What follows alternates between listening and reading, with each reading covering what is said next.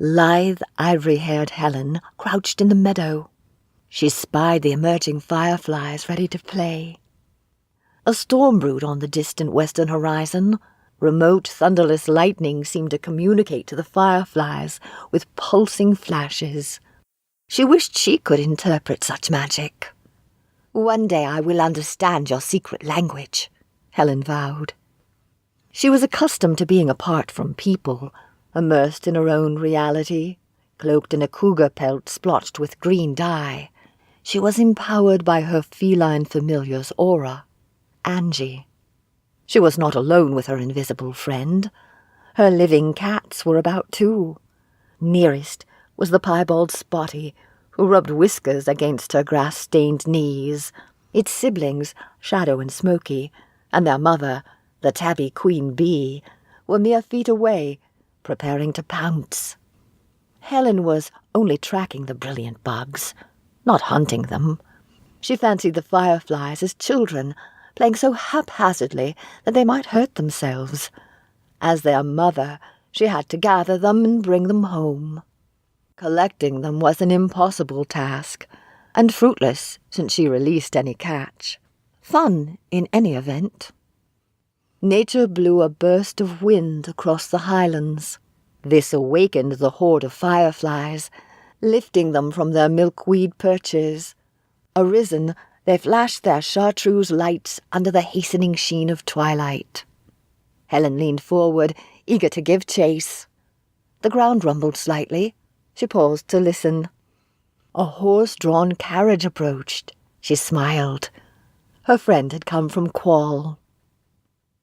"Oh, look, our children grow tired. Can they breathe in there?" "Time to release them," Helen agreed. "Make a wish for what you want to become when you grow old. Now, place your hands on the jar with mine."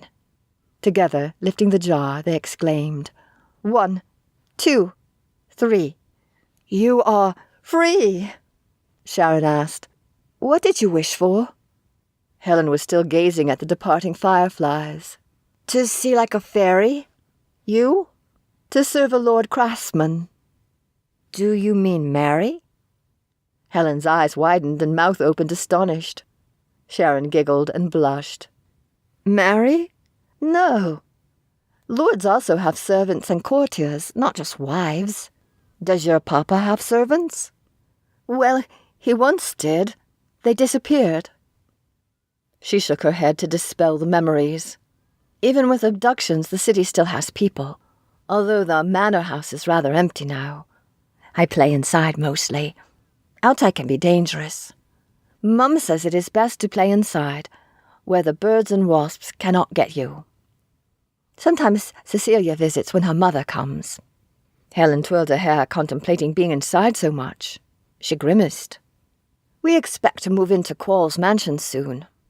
You would adore the tapestries in the Hall of Mirrors.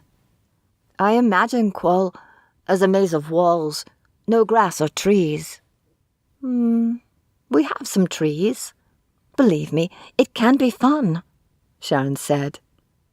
"You want to visit? You must feel lonely out here by yourself." Helen considered her cats and friend Angie. "I don't feel lonely. You shall visit me regardless, so I will be less alone." Helen grasped Sharon's hands. "It is settled, then. We'll ask my dad tonight." The sky darkened precipitously. Distant shouts from their parents became muffled under sudden roaring winds. "They call for us. Must be time for a real dinner."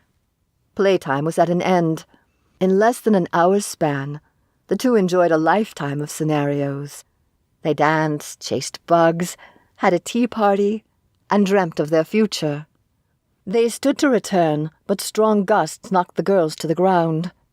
Helen and Sharon struggled to open their eyes. They saw wraiths swimming in the sky, and the effigies of mantises.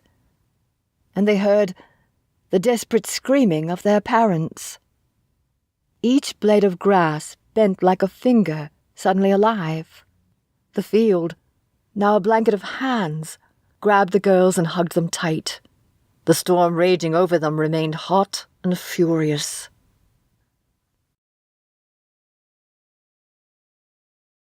Helen's Daimones. Written by SELindberg. Narrated by Kathy Bell Denton.